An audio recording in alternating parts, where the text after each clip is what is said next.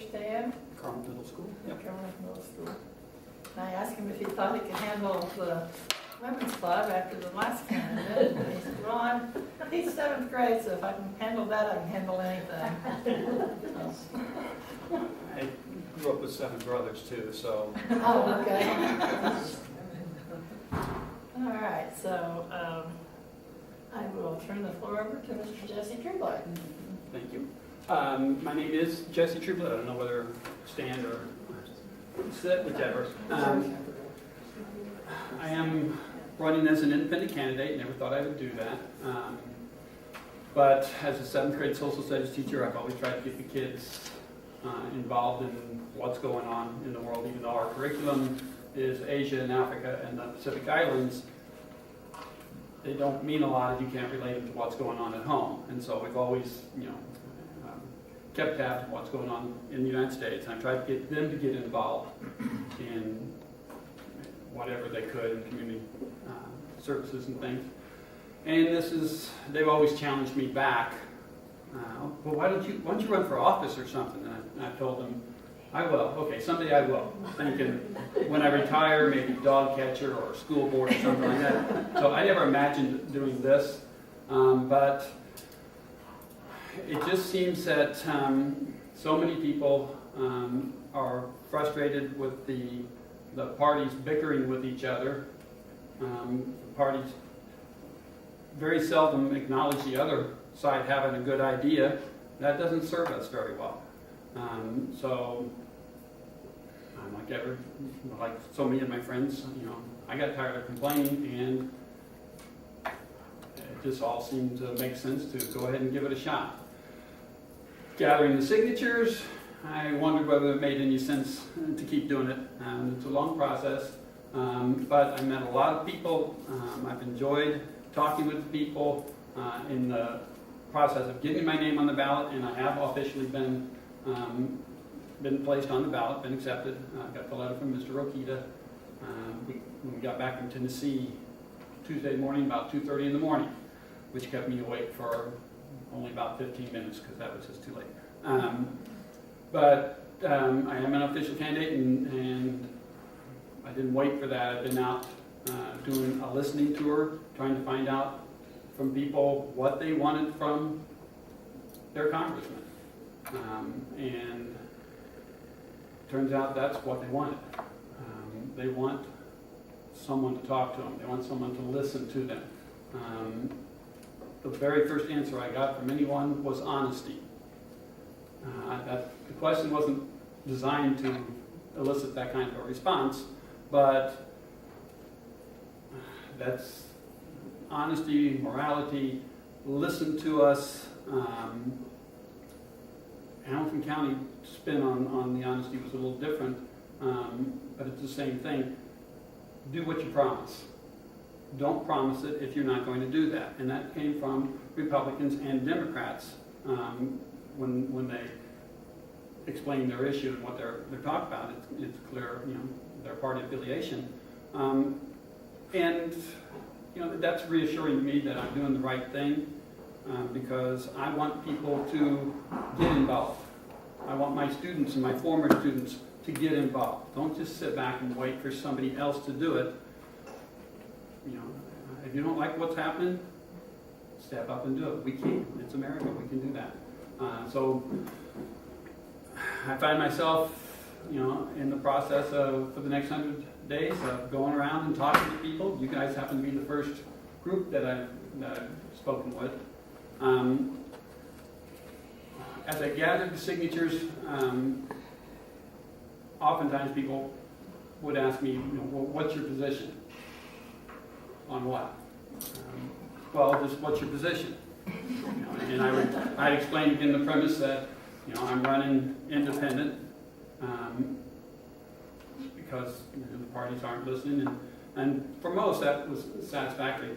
But my biggest position is I want to be a representative. I want to serve the people. I don't come in with an agenda.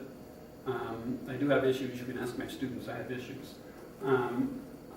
I don't have an agenda. I want to send a message. After the last primary cycle, the 2008 primary cycle, when John McGough ran in the primary and nearly caught Mr. Burton totally off guard, nearly beat him in the primary.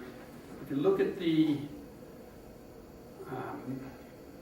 voting behavior of the congressman prior to nearly getting unseated and after getting unseated, he got the message.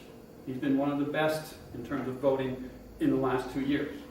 Prior to that, the 2 years before that, I can't imagine that he wasn't the worst in terms of showing up to vote. So he got the message, and ultimately that's what I hope to do, is send a message, not to Mr. Burton. I want, we don't have any independents in the House of Representatives. There are no independents. I want to send the message to the parties that you've got to stop bickering. You've got to do the people's business, and to do the people's business, you have to talk to us. You have to listen to us. You mentioned the women's bill, treaty rather, and we should contact our senators. And when you're saying that, it's just kind of going through my head a little chuckle that shouldn't it be the other way around? Shouldn't the people who represent us be talking to us about what we want instead of us having to tell them, go out, make a special effort to go out our way? That's not the way it works, but maybe we can make some changes. I'm open for all kinds of questions. I don't really have a lot of prepared background information. Yeah. Mr. Trueblood, my name's Greg Purvis. You and I have emailed back and forth, and you'll find that, like me, that this group is very interested in where you stand on specific policies. As an independent, I'm sure you probably are going to take positions pretty much across the spectrum. Can you give us just a short list of, say, 3 issues where you might agree with the Obama administration and 3 where you might disagree? Again, wanting to be a representative, I would react more to the what the constituents would want. But in terms of the policies, I'm not sure that there are a lot that I actually do agree with the Obama administration. I don't agree with the Republicans' point of view on things. I am more conservative than not.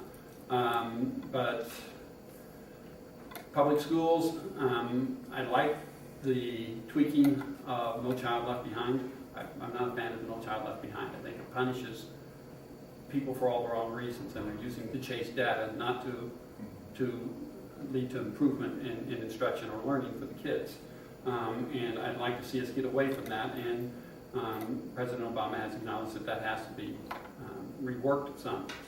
But the race to the top for the additional funding, I'm not a big fan of that, because I think schools should be more local control, should have more community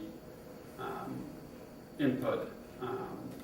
And the nationalized standards, I understand, we want to make sure that we're all going along at the same speed and going toward the same goals in some territories, but unfortunately you wind up, if math test scores are down, then instead of the kid getting a chance to do maybe an FFA class or something along those lines, they have to take remediation for a subject that they weren't doing well in anyhow, and they're probably not all that interested in. They're losing electives. We're not doing a well-rounded education, in my view, for kids, because we're focusing too much on test scores, and with budgets as tight as they are and so many teachers being laid off, it's understandable that people are going to compete, and they don't want to lose money. I just think we're headed the wrong direction with that. One? In January, I think the